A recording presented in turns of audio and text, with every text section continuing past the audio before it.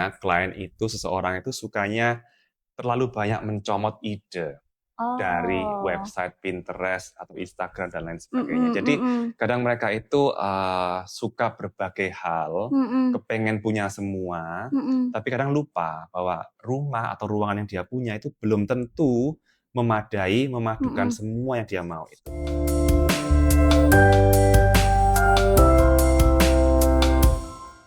Halo semuanya, selamat datang di World of Jade. Hari ini kita akan membahas sesuatu yang sangat dekat dengan kehidupan sehari-hari, yaitu tentang rumah.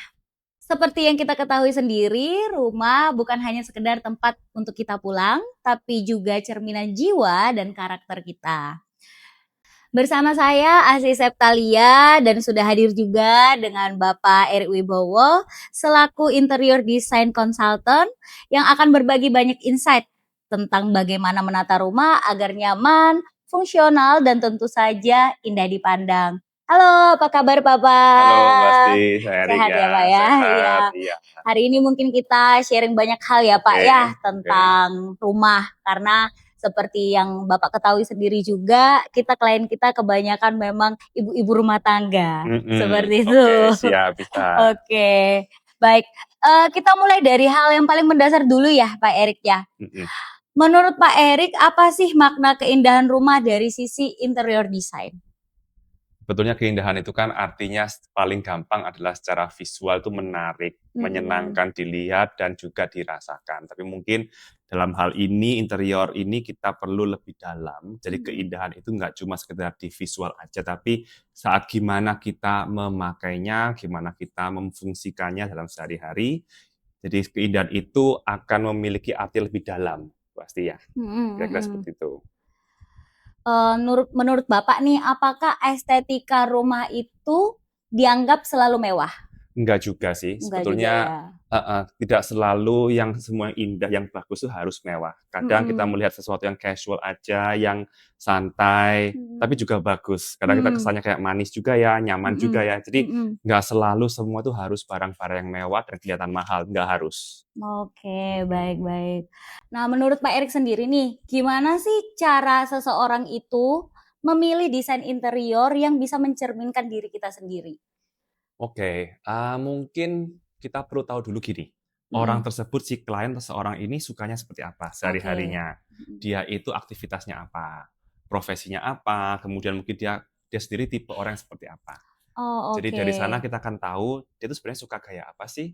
Ada orang tuh sukanya yang formal, rumahnya mungkin Mhm. suka gaya yang lebih klasik atau lebih Mhm. American atau certain gaya yang lebih Mhm. formal, yang lebih Mhm. kaku istilahnya. Mhm. Atau juga ada orang yang lebih santai, rumahnya Mhm. suka yang lebih lebih ke Skandinavian mungkin, Mhm. atau orang yang suka nggak mau ribet, Iya, sukanya lebih iya. modern aja yang Mhm. minimalistik juga bisa. Mhm. Jadi semua itu kita kembalikan ke personality tiap orang, sama Mhm. kemudian aktivitas dia.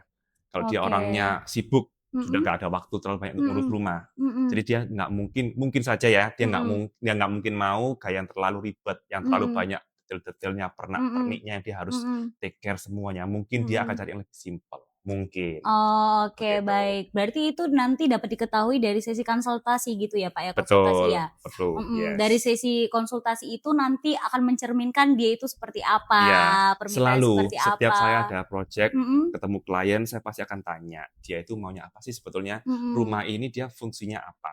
Terus Oke. dia sehari-harinya ngapain? Berapa Mhm. orang di rumah? Mhm. Aktivitasnya seperti apa? Umur berapa? Jadi Mhm. dari situ kita bisa tahu ya, Mhm. kebutuhannya setiap rumah, setiap keluarga itu seperti apa sih. Mhm. Dari Mhm. situ kita Mhm. mulai nih mengkelompokkan Mhm. dia sebagai kayak apa, nanti kita juga cari tahu dia referensi yang dia suka seperti apa. Mhm. Mhm. Baru nanti kemudian dari sana kita kembangkan nih layout rumahnya, layout furniture-nya, sampai nanti Mhm. gayanya, warnanya pun kita tentukan semua. Jadi nanti Mmm. semua itu benar-benar based on what the client wants, what they like.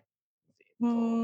Iya, iya. Itu Mhm. saya sangat setuju sih, karena ketika kita masuk ke dalam satu rumah itu, ketika kita pertama kali buka pintu, itu langsung kelihatan Mhm. karakternya si yang punya rumah itu seperti Mhm. apa, dari Iya, desain iya, interiornya. betul. Iya. Memang seharusnya kalau yang desain interior yang seperti yang berhasil adalah yang bisa mencerminkan pemilik rumah. Itu benar banget. Oke, oke. Nah, lanjut nih ya Pak Erik ya, Mhm. kalau bicara soal menata ruang sih banyak orang yang di awal itu menggebu-gebu. untuk menata ruangnya. Mhm. Dia kayak kelihatan semangat gitu, tapi Oke. hasilnya itu justru bikin sesak, terus kayak nggak nyaman gitu. Nah, kesalahan apa sih yang paling sering dilakukan dalam penyusunan penata ruangan itu?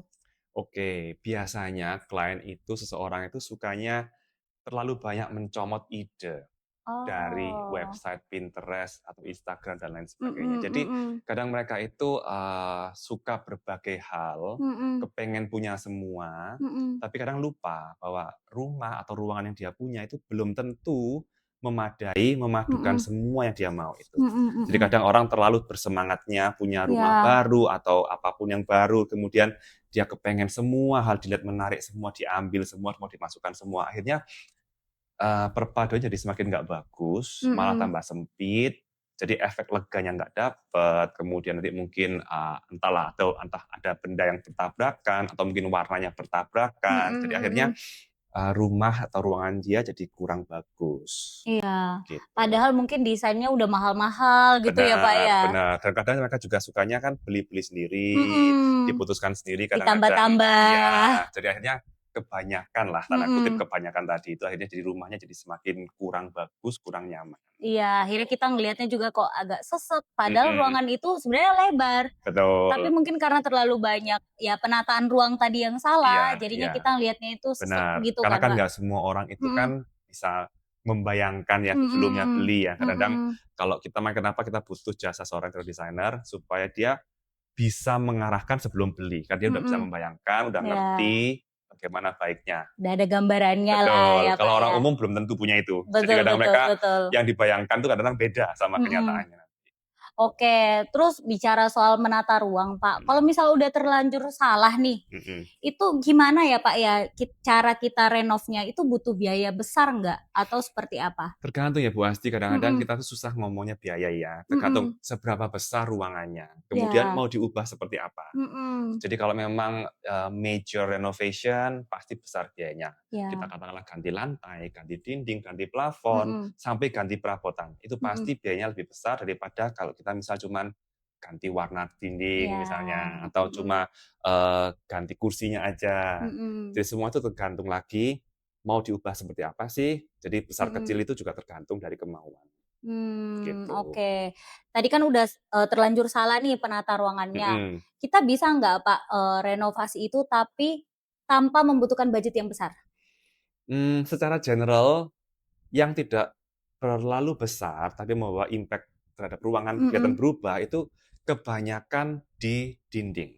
mmm, Karena dinding itu cukup besar porsinya dalam sebuah ruangan ya. Jadi mhm kalau misalnya mhm. kita mau ganti, entah kita ganti wallpaper, masih tergolong nggak terlalu mahal, Iya, atau kita ganti dengan warna cat dinding. Pakai cat mmm, aja juga oke, jadi mhm ganti mhm, warna. mhm, Itu udah mengubah suasana ruangan.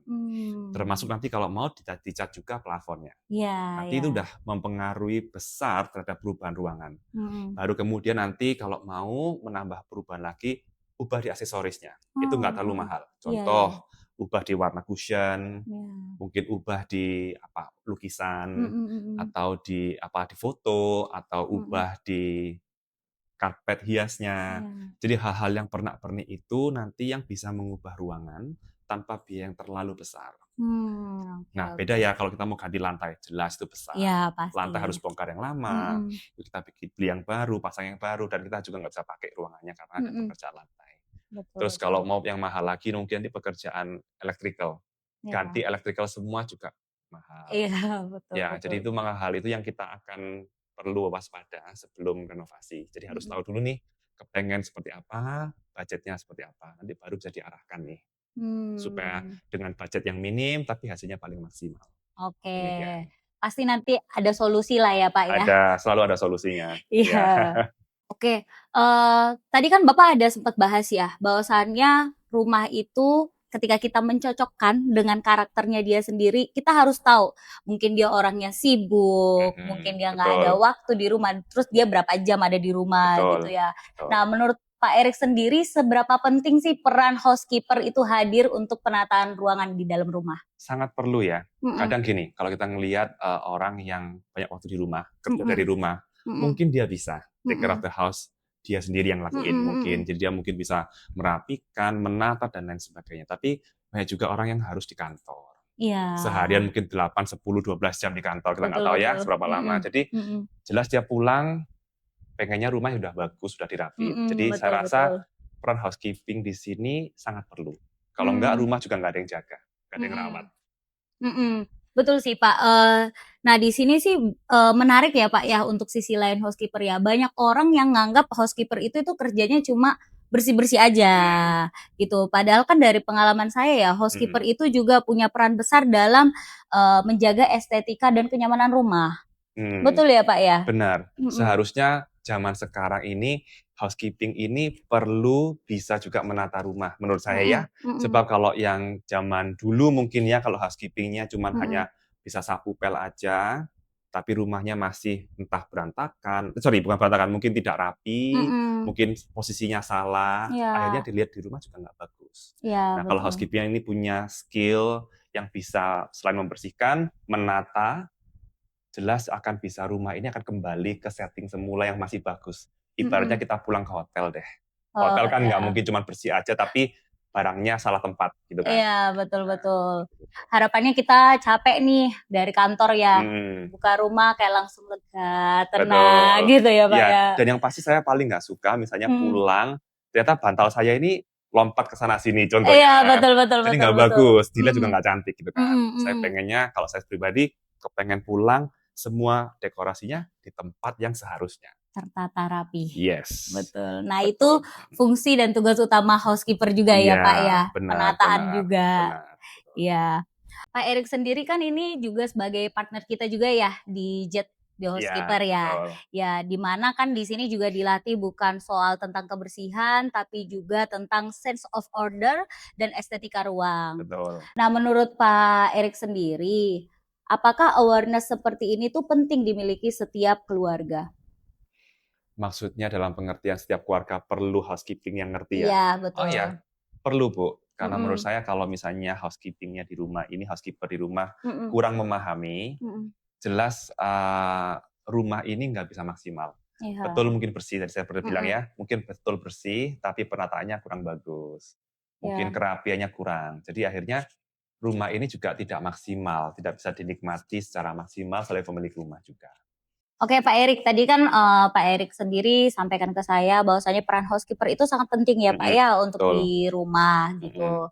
Nah menurut Pak Erik sendiri itu gimana ya cara kita menemukan housekeeper yang tepat untuk masuk ke dalam rumah kita? Oke, jadi, memang kita perlu harus interview, kandidat tersebut, kita harus Mhm, cari tahu orangnya yang bagus, yang cocok dengan kita seperti apa. Mungkin salah satu yang bisa dilakukan adalah kita menghubungin JIT, di sini JIT iya, sebagai agency. mhm, Di sini kan JIT selain sebagai agency juga mendidik para kandidat tersebut. Jadi para housekeeper tersebut nanti akan dilatih terlebih dahulu, mhm, nanti setelah mereka mendapat keterampilan yang cukup, baru akan istilahnya akan diinfokan kepada kepada calon klien mhm, untuk dapat dipilih mana yang iya, cocok. oke Saya oke. sendiri di sana sebagai coach, jadi saya juga ikut memberikan pengajaran agar para kandidat itu dapat punya keterampilan yang cukup dalam housekeeping. Iya iya, sangat menarik sekali ya, Pak, ya ini Mhm, ya. Jadi betul. memang Bapak juga terjun langsung ya dalam mengajari kandidat-kandidat Iya, tersebut ya, Pak, betul, ya? iya. Iya. Berarti setelah dipikir-pikir lagi ya, Pak, ya, benar ya, bahwasannya kita dalam mengganti warna tirai pun itu bisa merubah suasana ruangan ya, Pak, Pasti, ya? betul. Mhm, Kita memberikan warna yang baru, itu mhm, akan memberikan efek ke ruangan tersebut. Apalagi mhm, kalau bidangnya besar. Terutama mhm, misalnya kita punya jendela yang besar, jadi kalau kita mengganti gordennya aja akan mengganti suasana ruangan, pasti.